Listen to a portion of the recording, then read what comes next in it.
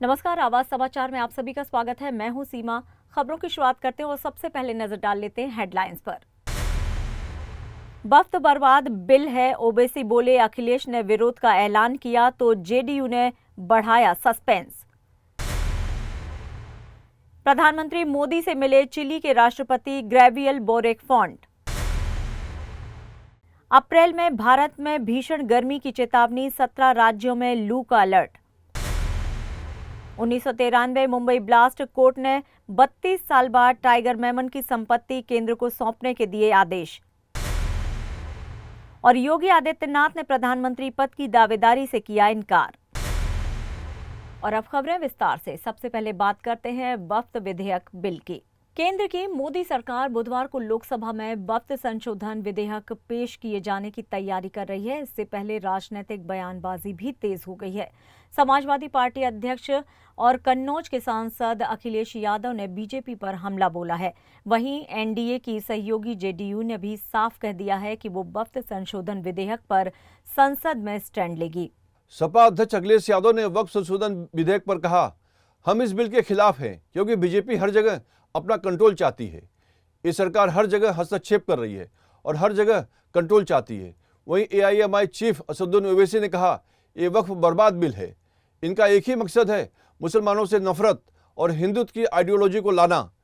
चंद्रबाबू नायडू को सोचना चाहिए कि वो क्या करवाना चाह रहे हैं। जो बिल लेकर के आ रही है, भारतीय जनता पार्टी का इतिहास जिस तरह के फैसले लिए अगर हम देखें, उससे कहीं न कहीं जो परिणाम भारतीय जनता पार्टी चाहती थी वो नहीं आए।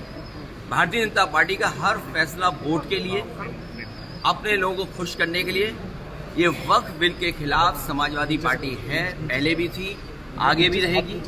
जिस तरह के संशोधन भारतीय जनता पार्टी कर रही है, वो पूरा कंट्रोल अपने पास चाहते हैं। जो एडमिनिस्ट्रेटिव पावर है वो पूरा का पूरा अपने पास रखना चाहते हैं। इस देश ने वो समय भी देखा है कि जिस समय एडमिनिस्ट्रेटिव गलत फैसले की वजह से भारत की जो संस्कृति रही, भाईचारा रहा, उसके खिलाफ खाई पैदा की है। और अगर इनका जो फैसले लिए अगर पलट करके देखें, एंग्लो इंडियन बिल जिसमें कि सदस्य एक बनता था, चुन करके आता, वो अपॉइंट होता था, वो बिल ले लिया वापस। वो आरक्षण छीन लिया, आरक्षण एंग्लो इंडियन का छीना।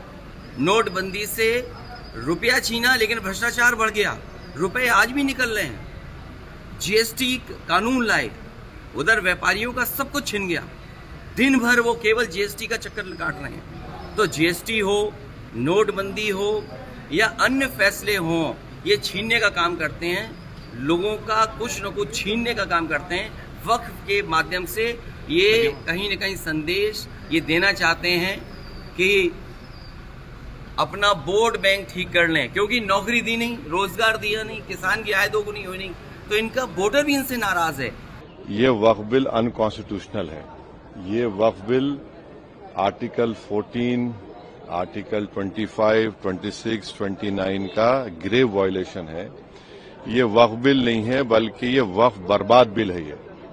और अगर चंद्रबाबू नायडू, नीतीश कुमार, चिराग पासवान, जयंत चौधरी इसकी तायीद करेंगे, तो वो अपने पॉलिटिकल रीजंस की वजह से या जो भी उनके है नैरो रीजन तायीद कर रहे हैं नरेंद्र मोदी सरकार की, ये बात साबित हो जाएगी कि वो मुसलमानों की मस्जिदों को, दरगाहों को, खानखाहों को, इवैक्यू वक्फ प्रॉपर्टीज को और लिमिटेशन एक्ट अप्लाई करेंगे तो एनक्रोचर्स को रिवॉर्ड करेगी। तो वो उसकी ये सपोर्ट कर रहे हैं। उनको ये देखना चाहिए कि ये सपोर्ट तो कर रहे हैं, मगर क्या आप 5 साल के बाद जब जाएंगे जनता के पास, क्या जवाब देंगे उनको? अब तो बिहार का चुनाव भी है। सपा के राज्यसभा सांसद और पार्टी महासचिव रामगोपाल यादव ने कहा, देश में सांप्रदायिक सद्भाव बिगाड़ने की योजना बनाई गई। इनका उद्देश्य यही है कि कैसे देश का सद्भाव बिगाड़ दें। कमेटी के अंदर भी स्टैंड रहा था इसके विरोध का और सदन के अंदर भी इसका विरोध करें, क्योंकि ये कोई नीयत सही नहीं है। कांग्रेस, बीजेपी सरकारी पार्टी है, इसकी ये लाई ही इसलिए गई है कि मुस्लिम्स की प्रॉपर्टी को किस तरह से, जायज़ प्रॉपर्टी को किस तरह से कब्जाया जाए। तो बीजेपी की लाइन पर बोलेंगे, बीजेपी के नेता है। वक्फ बिल पर जेडीयू ने बड़ा बयान दिया। जेडीयू ने कहा कि नीतीश कुमार ने मुसलमानों के लिए बहुत काम किया है, संसद में हम अपना रुख साफ करेंगे। केंद्रीय मंत्री राजीव रंजन ललन सिंह ने कहा, जेडीयू नीतीश को विपक्ष के सर्टिफिकेट की जरूरत नहीं है, विपक्ष को अपने अंदर झांकना चाहिए। कांग्रेस ने मुसलमानों के लिए किया क्या वो बताएं। नीतीश जी ने मुसलमानों के लिए काम किया है। नीतीश जी ने मुसलमानों के लिए इतना काम किया जितना किसी शासन ने नहीं किया। उन्होंने आगे कहा, नीतीश जी ने दंगा पीड़ित परिवारों को न्याय दिया। कांग्रेस विपक्ष के लिए धर्मनिरपेक्षता सिर्फ वोट बैंक की पॉलिटिक्स है। लोकसभा का इंतजार करिए, पार्टी का स्टैंड वहां क्लियर होगा। बीजेपी सांसद दामोदर अग्रवाल ने कहा, देश इस बिल का इंतजार कर रहा है। कुछ लोग इस बिल पर गफलत फैला रहे हैं। यह बिल मुसलमानों के लिए अच्छा होगा। इसका विरोध राजनीतिक कारणों से हो रहा है। कांग्रेस को अपना नाम मुस्लिम लीग रख लेना चाहिए। 1948-50 तक वक्फ के पास 56,000 एकड़ जमीन थी, 13,50,000 एकड़। और वक्फ की प्रॉपर्टी आम जरूरतमंद गरीब मुस्लिम महिला या मुस्लिम बच्चों के काम आई। इस सदनियत से एनडीए वक्फ बिल लाया है। कांग्रेस नेता प्रमोद तिवारी ने कहा, सरकार को वक्फ बिल पर खुले मन से चर्चा करनी चाहिए। जेपीसी में मैं कांग्रेस ने जो सुझाव दिए थे, अगर सरकार मान लेती तो ठीक रहता। सरकार से मैं कहना चाहता हूं कि जल्दबाजी में और आपाधापी में इस तरह का बिल सदन से पास ना करें। देखिए, मेरा ये कहना है कि अगर कोई विधेयक लाएं, कोई बिल लाएं, तो उस पर चर्चा तो हो, आपसी सहमत तो बने, जो संबंधित पक्ष हैं उनसे बात करें, तभी तो आगे बढ़ेंगे। अब मैं तो कहता हूं, संबंधित पक्ष से या हम लोगों से बात करने के पहले जो उनके दल में जिनके बूते ये सरकार खड़ी है, जिन पायों पर, पहले उनसे तो बात कर लें। अपने सहयोगी दलों से, जेडीयू क्या कहता है, पासवान जी क्या कहते हैं, टीडीपी क्या कहता है, और हमारे पास तो जब आएगा वो, हम देख तो ले उसमें क्या है, तभी तो हम अपने विचार बता सकते हैं। चिली के राष्ट्रपति गैब्रियल बोरिक फोंट ने मंगलवार को हैदराबाद हाउस में प्रधानमंत्री नरेंद्र मोदी से मुलाकात की। दोनों नेताओं ने आर्थिक, वाणिज्य और सामाजिक क्षेत्रों में द्विपक्षीय संबंधों को बढ़ाने के तरीकों पर चर्चा की। चिली के राष्ट्रपति बोरिक ने राजघाट पर महात्मा गांधी को श्रद्धांजलि अर्पित की। उन्होंने एक्स पर लिखा, हमने राजघाट पर महात्मा गांधी को श्रद्धांजलि अर्पित की, जो नई दिल्ली में उनके सम्मान में बनाया गया स्मारक है। उन्होंने कहा कि गांधी की विरासत हमें याद दिलाती है कि भारत के साथ हम न केवल समान हितों और अपने लोगों के लिए महान अवसरों के भविष्य को साझा करते हैं। आपको बता दें कि राष्ट्रपति बोरिक 5 दिवसीय भारत यात्रा पर नई दिल्ली पहुंचे हैं। केंद्रीय राज्य मंत्री पावित्रा मार्गरेटा ने उनका गर्मजोशी के साथ स्वागत किया। हवाई अड्डे पर उतरने पर उन्हें औपचारिक गार्ड ऑफ ऑनर दिया गया। मौसम विभाग ने चेतावनी जारी की है कि अप्रैल में देश में भीषण गर्मी पड़ने की संभावना है। उत्तर प्रदेश समेत 17 राज्यों में लू का अलर्ट जारी किया गया है। आईएमडी के अनुसार मध्य और पूर्वी भारत में उत्तर पश्चिमी मैदानी इलाकों में अधिक दिन लू चल सकती है। आमतौर पर भारत में अप्रैल से जून तक 4 से 7 दिन तक लू चलती है। आईएमडी प्रमुख मृत्युंजय महापात्रा ने कहा है कि पश्चिमी और पूर्वी भारत के कुछ क्षेत्रों को छोड़कर देश के अधिकांश भागों में अधिकतम तापमान सामान्य से अधिक रहेगा। उन्होंने कहा कि अधिकांश क्षेत्रों में न्यूनतम तापमान भी सामान्य से अधिक रहने की संभावना है। केंद्र सरकार ने राज्य से कहा है कि वे अपने अस्पतालों को लू लगने और गर्मी से संबंधित बीमारियों से निपटने के लिए पहले से ही तैयार रहें। मुंबई की एक विशेष अदालत ने आदेश दिया है कि इस मुंबई में 1993 में हुए सिलसिलेवार बम धमाकों के कथित मुख्य साजिशकर्ता में से एक टाइगर मेमन तथा उसके परिवार की 14 संपत्तियां केंद्र सरकार को सौंपी जाएं। आतंकवादी और विध्वंसकारी गतिविधियां अधिनियम 1987 टाडा अदालत के आदेश के बाद ये संपत्तियां 1994 से मुंबई उच्च न्यायालय के रिसीवर के कब्जे में थी। जानकारी के लिए बता दें कि टाइगर मेमन की 14 संपत्तियों में बांद्रा की एक इमारत में एक फ्लैट, माहिम में एक कार्यालय परिसर, माहिम के एक भूखंड, सांताक्रूज में एक भूखंड और एक फ्लैट, कुर्ला की एक इमारत में 2 फ्लैट, मोहम्मद अली रोड पर एक कार्यालय, डोंगरी में एक दुकान और भूखंड, मनीष मार्केट में 3 दुकानें और मुंबई की शेख मेमन स्ट्रीट पर स्थित एक इमारत शामिल है। बता दें कि मुंबई की विभिन्न अलग अलग इलाकों में 12 मार्च 1993 को हुए सिलसिलेवार 13 बम धमाकों में 257 लोगों की जान चली गई थी और 700 से ज्यादा लोग घायल हुए थे।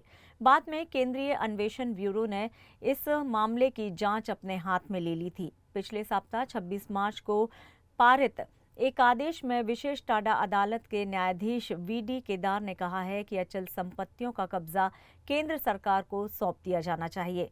आदेश में कहा गया है कि केंद्र को सौंपी जाने वाली संपत्तियां कर्ज से मुक्त हैं और इस तरह सक्षम प्राधिकारी के माध्यम से केंद्र सरकार 14 अचल संपत्तियों पर कब्जा पाने की हकदार है। सीबीआई के मुताबिक 1993 के धमाकों की साजिश कथित तौर पर पाकिस्तान की खुफिया एजेंसी ने आईएसआई के इशारे पर अंडरवर्ल्ड डॉन दाऊद इब्राहिम के अपने गुर्गे टाइगर मेमन और मोहम्मद दोसा की मदद से रची थी। दाऊद इब्राहिम और टाइगर मेमन अब भी वांछित आरोपी हैं। टाइगर मेमन के भाई याकूब मेमन को इस मामले में दोषी ठहराया गया था और 2015 में उसे महाराष्ट्र में ही मृत्युदंड दिया गया। उत्तर प्रदेश के मुख्यमंत्री योगी आदित्यनाथ ने प्रधानमंत्री पद की दावेदारी को खारिज करते हुए कहा है कि वे दिल से एक योगी हैं और राजनीति उनका पूर्णकालिक व्यवसाय नहीं है। उन्होंने स्पष्ट किया है कि वे मुख्यमंत्री पद पर उत्तर प्रदेश की जनता की सेवा करने के लिए हैं और हमेशा के लिए राजनीति में नहीं आए हैं। योगी आदित्यनाथ ने कहा कि उनकी पार्टी भाजपा ने जो जिम्मेदारी उन्हें सौंपी है उसे वे निभा रहे हैं। एक निजी एजेंसी को दिए गए साक्षात्कार में उन्होंने प्रधानमंत्री पद की दावेदारी को लेकर चल रही चर्चाओं का खंडन किया। उन्होंने कहा कि वे कब तक राजनीति में रहेंगे इसकी एक समय सीमा है और वे हमेशा के लिए राजनीति में नहीं रहेंगे। प्रधानमंत्री मोदी के 30 मार्च को संघ मुख्यालय जाने के बाद ये चर्चाएं बढ़ गई हैं। यहाँ लेंगे एक छोटा सा ब्रेक। आप बने रहिए आवाज समाचार के साथ।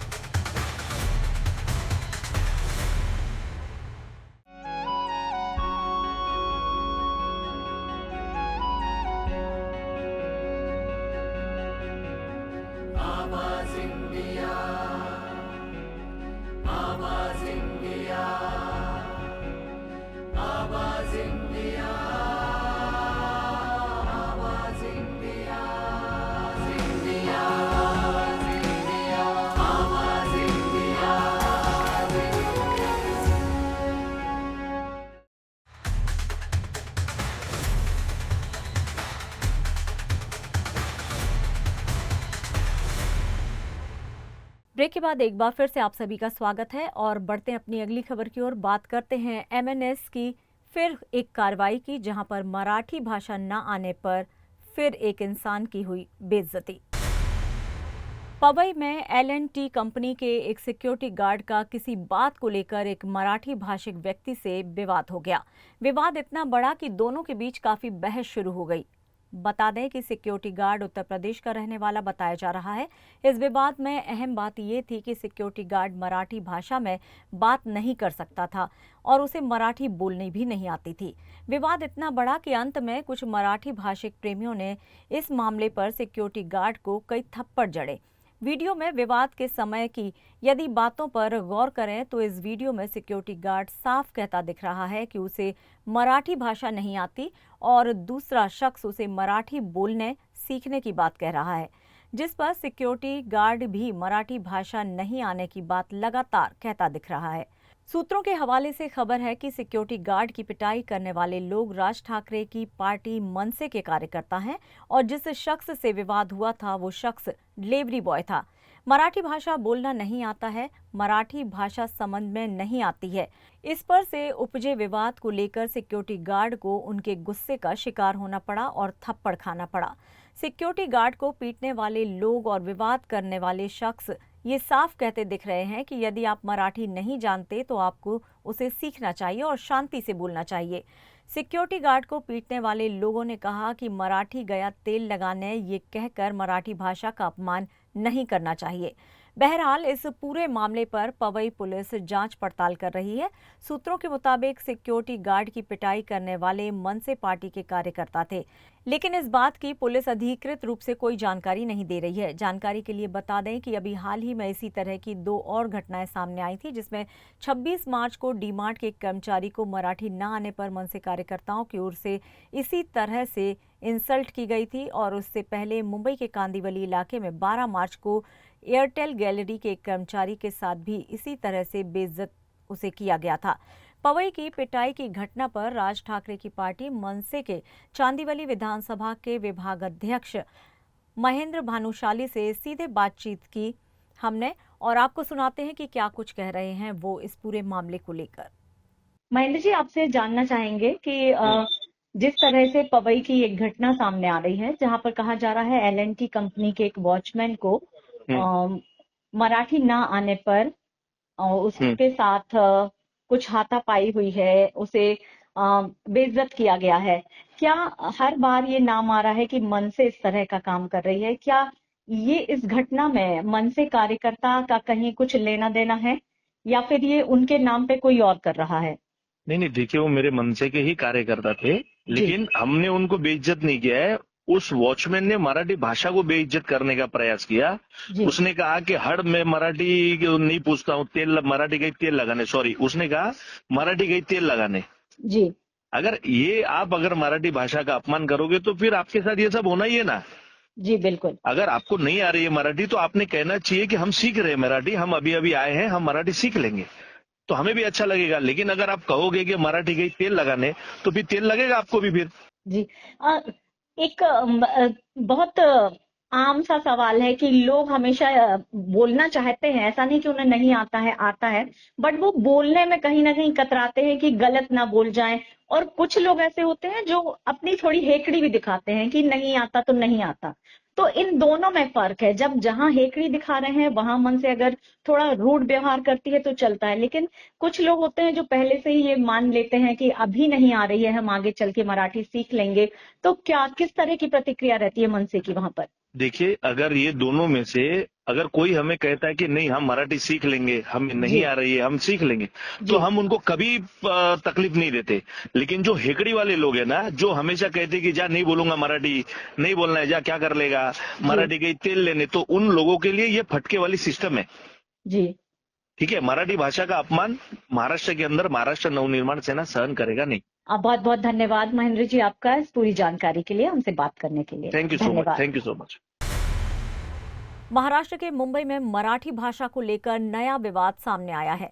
एमएनएस कार्यकर्ताओं ने सुरक्षा गार्ड को थप्पड़ मार दिया। पवई स्थित एल&टी कंपनी में सुरक्षा गार्ड द्वारा कथित तौर पर अपशब्द कहने पर उसके साथ मारपीट का मामला सामने आया है।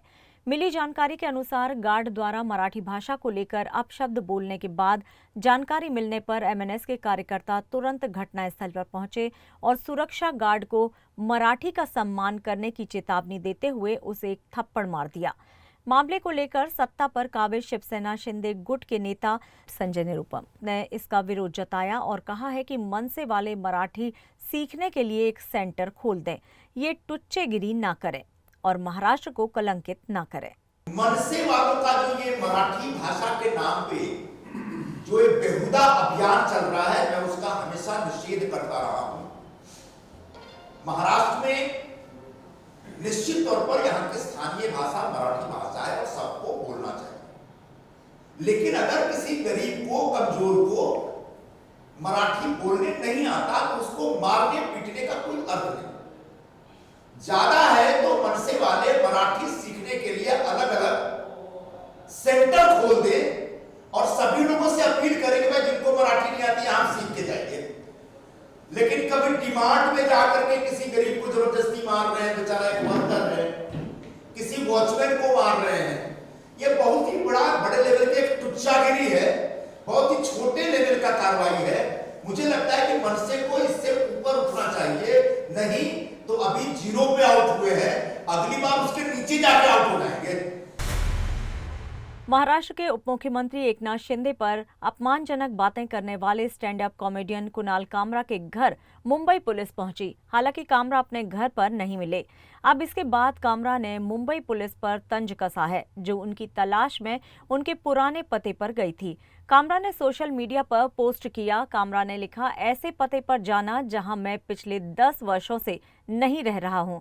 ये आपके समय और सार्वजनिक संसाधनों की बर्बादी है। आपको बता दें कि कामरा पर आरोप है कि उन्होंने महाराष्ट्र के उप मुख्यमंत्री एकनाथ शिंदे के बारे में कुछ अपमानजनक बातें कही थी। मद्रास हाईकोर्ट ने उन्हें अंतरिम जमानत दे दी है। कामरा के खिलाफ खार पुलिस स्टेशन में 3 अलग अलग मामले दर्ज किए गए हैं। जलगांव शहर के मेयर ने भी उनके खिलाफ शिकायत दर्ज कराई है। इसके अलावा नासिक के एक होटल व्यवसायी और एक व्यापारी ने भी शिकायत दर्ज कराई है। महाराष्ट्र के लातूर में नकली नोट छापने का बड़ा मामला सामने आया है। पुलिस ने 2 आरोपियों को गिरफ्तार किया है जो अपने घर में प्रिंटर से 500, 200 और 100 के नकली नोट छाप रहे थे। आरोपियों के नाम मिर्जा अनवर बेग और मिर्जा याकूब बेग है जो नांदेड़ शहर के रहने वाले हैं। पुलिस को खबरियों से नकली नोट छापने की गुप्त जानकारी मिली थी, जिसके बाद पुलिस ने ट्रैप लगाकर आरोपियों के घर में छापा मारा और लगभग 12,700 रुपए के नकली नोट बरामद किए। इसके साथ ही प्रिंटर, इंक और दूसरी मशीनरी भी सील कर हिरासत में ले ली गई है। आरोपियों के खिलाफ अहमदपुर पुलिस स्टेशन में बीएनएस की धारा 178, 179 और 180 के तहत एफआईआर दर्ज की गई है। आगे की जांच अहमदपुर पुलिस कर रही है। अहमदपूरमध्ये आम्हाला गुप्त सूत्राद्वारे माहिती मिळाल्यानंतर आम्ही सापळा रचून बनावट नोटा चलनात आणण्याचा प्रयत्न करत असताना 2 इसमांना ताब्यात घेतले। त्यांच्याकडून 12,700 रुपयाच्या बनावट नोटा, जे की 500 रुपये, 200 रुपये, 100 रुपये या चलनाच्या नोटा आम्ही ताब्यात घेतल्या। बाकी त्यांच्याकडून आयफोन प्रो कंपनीचा एक मोबाईल, इटिओस कंपनीची एक गाडी जप्त करण्यात आली। असा एकूण 1,92,000चा मुद्देमाल जप्त करण्यात आला। पुढील तपास एपीआय पठाण यांच्याकडे देण्यात आलेला आहे। यहाँ लेंगे एक और छोटा सा ब्रेक। आप बने रहिए आवाज समाचार के साथ।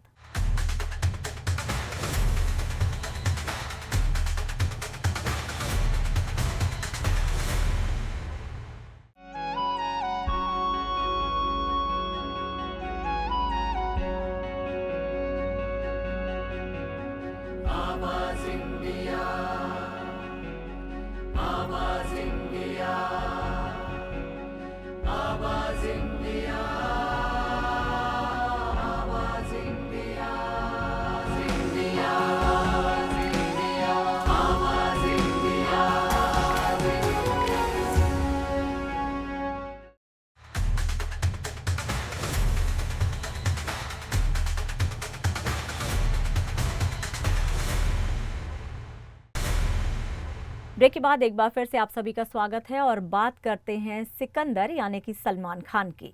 सलमान खान की फिल्म सिकंदर ने ईद पर धमाकेदार कमाई करते हुए बॉक्स ऑफिस पर तहलका मचा दिया है। पहले दिन की तुलना में फिल्म ने दूसरे दिन शानदार उछाल दिखाया और सलमान के ही पिछले रिकॉर्ड्स को तोड़ दिया है। इतना ही नहीं, 1200 करोड़ कमाने वाली फिल्म भी सिकंदर से पीछे रह गई है। आइए जानते हैं फिल्म के दूसरे दिन का पूरा box office collection. Salman Khan की फिल्म सिकंदर को लेकर दर्शकों के बीच जबरदस्त क्रेज बना हुआ है। 23 मार्च को रिलीज हुई इस फिल्म ने पहले दिन ठीक ठाक प्रदर्शन किया था, लेकिन ईद के मौके पर भाईजान के फैंस ने उन्हें जबरदस्त ईदी दे दी। पहले दिन जहां फिल्म ने 26 करोड़ का कलेक्शन किया था, वहीं दूसरे दिन फिल्म ने 29 करोड़ की कमाई की। यानी 2 दिन में फिल्म का कुल कलेक्शन 55 करोड़ रुपए हो गया।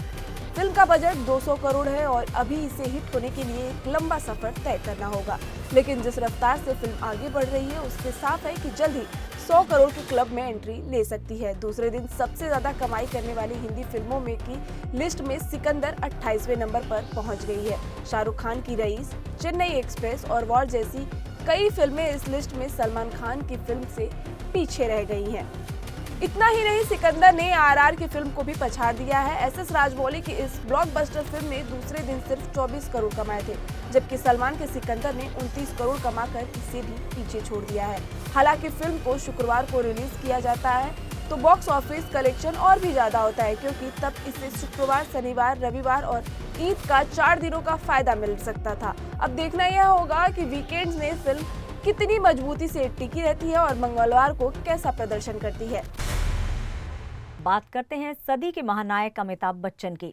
सदी के महानायक अमिताभ बच्चन उम्र के इस पड़ाव पर भी काफी एक्टिव रहते हैं। अपने काम के अलावा वो सोशल मीडिया के जरिए अपने फैंस से जुड़े रहते हैं।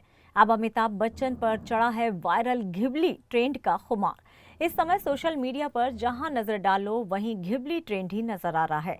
चैट जीपीटी के फीचर घिबली से जापानी स्टाइल में आप अपनी एनिमेटेड फोटो बना सकते हैं। ये तस्वीर बहुत ही प्यारी लगती है, इसलिए हर किसी पर इसका खुमार चढ़ा हुआ है।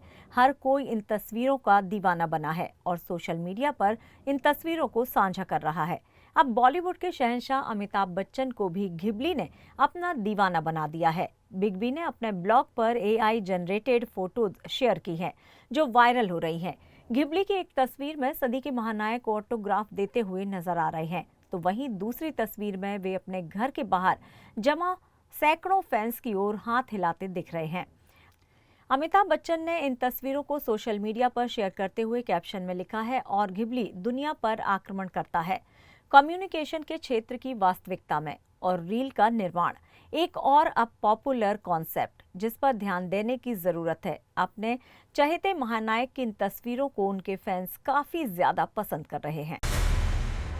मशहूर हॉकी खिलाड़ी वंदना कटारिया ने इंटरनेशनल हॉकी को अलविदा कह दिया है। भारत के लिए 320 मैच खेल चुकी 32 साल की स्ट्राइकर वंदना ने भारतीय महिला हॉकी के इतिहास में सबसे ज्यादा मैच खेले हैं। उन्होंने कहा कि वो अपने 15 साल के सुनहरे करियर के शिखर पर विदा ले रही हैं।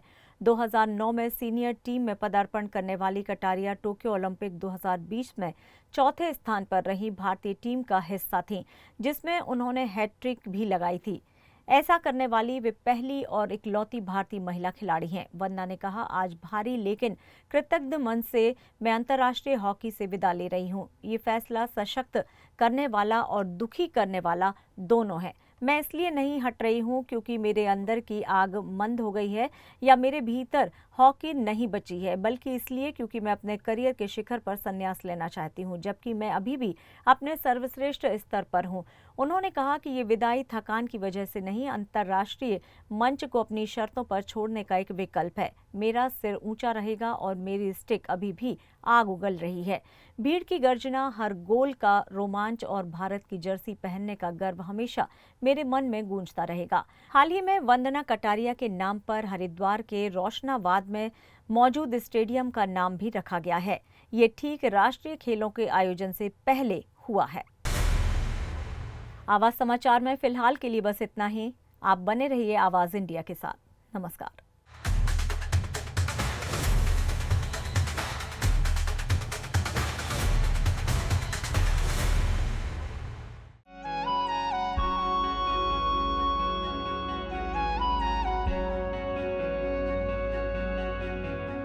आवाज इंडिया।